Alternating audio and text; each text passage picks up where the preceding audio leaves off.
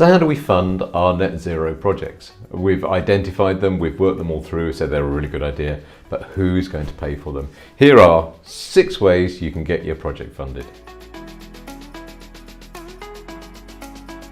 Every net zero journey requires you to have some carbon reduction projects. That's what it's all about. It's pointless working out your carbon footprint, tracking it, setting objectives, etc. If you don't actually save the carbon in the first place. That's why we're here. But these projects, they're going to need funding. Who's going to pay for them? Some of the projects might pay for themselves, but some of them got an upfront cost, they typically have. So you're going to have this situation where you go negative and then you claw back positive, and sometimes they're negative and stay negative. Well, they're even harder to sort of get funded.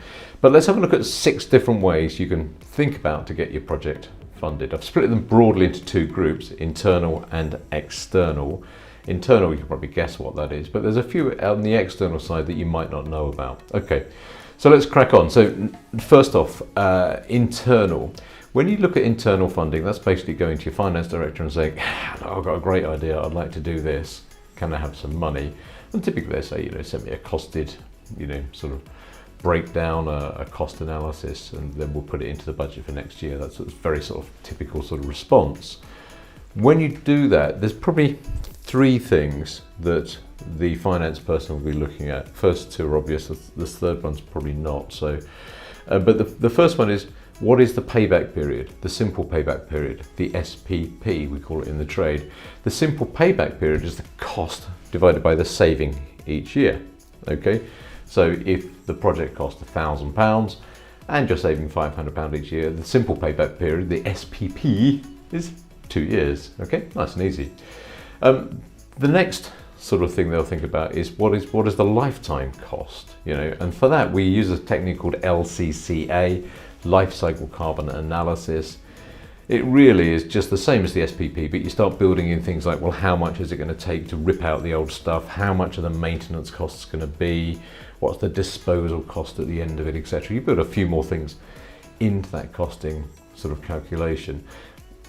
Is it done? It should be done, but unless you've got really a sort of a big project, people tend not to do it. They tend to just use the SPP. But LCCA is out there and you can use it should you wish. The other thing you should understand is that, when you talk about savings, you've got this compound interest effect or compound savings effect that builds up. If you save some money in year 1, in theory, they can put that in the bank. Your finance person could put that in the bank or put it to use elsewhere, which will generate a return. And that return in year 1 is then compounded in year 2, in year 3, etc. So when you work these things out, it might look good on paper, but a lot of finance directors have got a number and they say, and that's called the hurdle rate.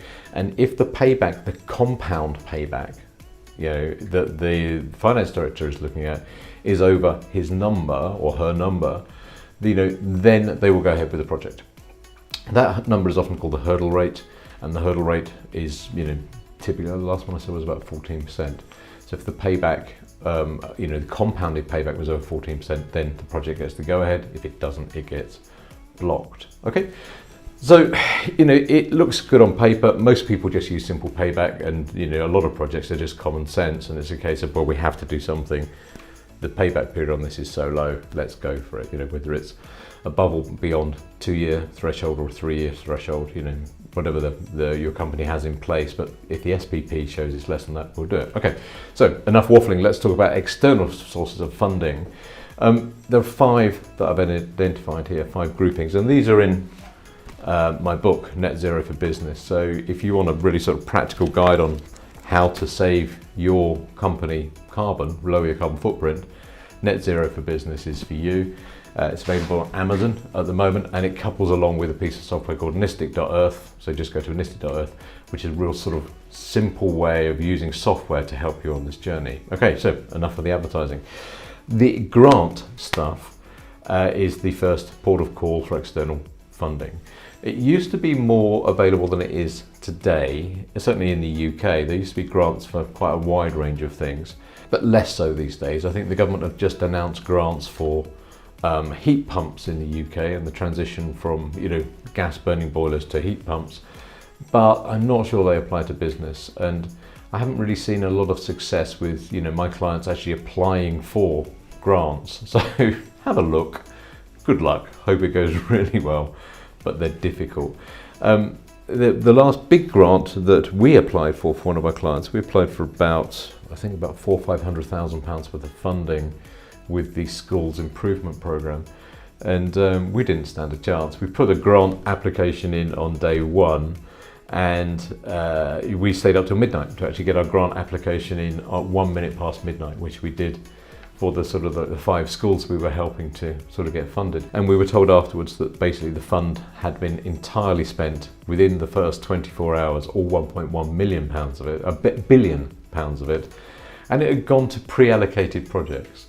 So whilst it looked like there was funding there, there wasn't funding there. And that's kind of, I don't know, jaundiced my whole view of the whole funding world from government, really, to be honest. I think it goes to big conglomerates, and it's just really difficult getting your hands on that money. Okay, the second form of funding that you can get is called revolving finance, and it's a government fund. I think they call it Salix in the UK for schools, where the government have allocated a block of money to a company, Salix, really good company, I like them. And what they do is they'll lend you the money to do a project, knowing that you will then repay the cost of that funding out of the savings you make. It's typically used for decarbonisation with heat pumps, replacing old oil boilers, upgrading the insulation on typically schools, council buildings and things like that. The idea is that you will repay the funding plus a little bit more, and then that gets put back into the fund. That's what's called a revolving fund, which is then allocated out to more people. Okay, so it goes in a big, long, slow, lazy loop around more and more people. It's a really good system, and if you can get some Salix funding, then that's the exception to the rule about sort of like the government grants that I mentioned earlier.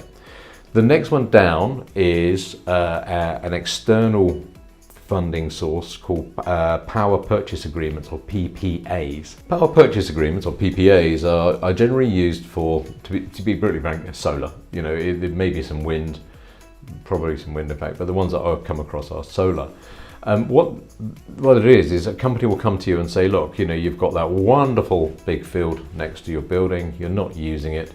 How would you feel as if we put a load of solar arrays on your land? We'll pay for everything, and then you agree to buy back power from that grid at a lower cost. So the benefit to you as a company is you get cheaper electricity at a guaranteed rate. The company itself, they make money selling the electricity, so they're happy. They make money through profit selling you electricity. You make money because you're not buying it at sort of standard rate, buying it at discounted rate.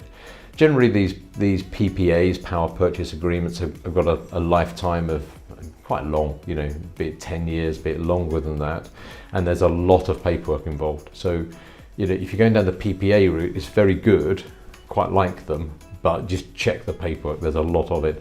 There was a company in California that used to do this for roofs, so you could actually lease your roof to a company, they'd put a solar array on it, you would then buy their power, job's good. So, they are a good source of funding, and everybody wins, so I quite like PPAs. The next one is similar to that. This is the fourth external source of funding, which are energy service companies, ESCOs, E-S-C-O, ESCOs, energy service companies.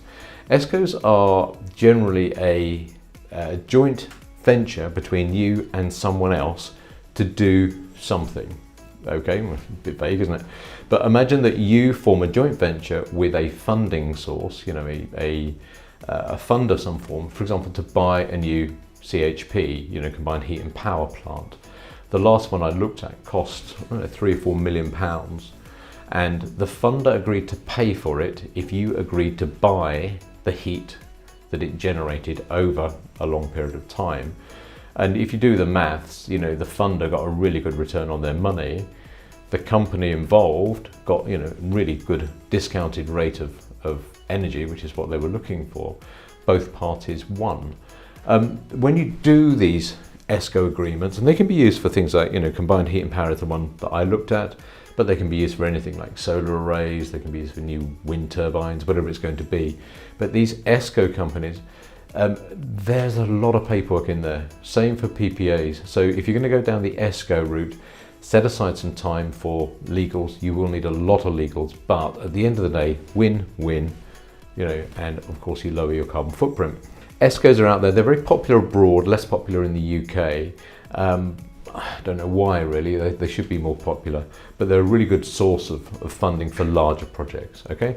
The last one for you, number 5 of external funding, are community funded projects. They're on the rise in the UK, and it's typically a community energy scheme where the residents either of a village or a subsection of a town or some sort of community come together and say, hey look, we are going to form our own energy company. Brilliant, really good news, fantastic things. Everybody wins there. You haven't got someone else ripping the profits out of the energy that you're buying, and typically you'd invest in, be it a solar array or some sort of biodigester if you were in farmland or something like that, or maybe you've got some sort of local source of fuel that you want to, maybe you've got some wood, some biomass that you want to do or something like that. But community power, community energy, very good systems. I like them a lot. I think everybody wins. The paperwork is not as bad with ESCOs and PPAs, which can be a nightmare. So there you go. To sum up, you've got a couple of sources of funding. You've got internal funding, SPP is your friend there, what's the payback period? And then you've got these 5 external sources.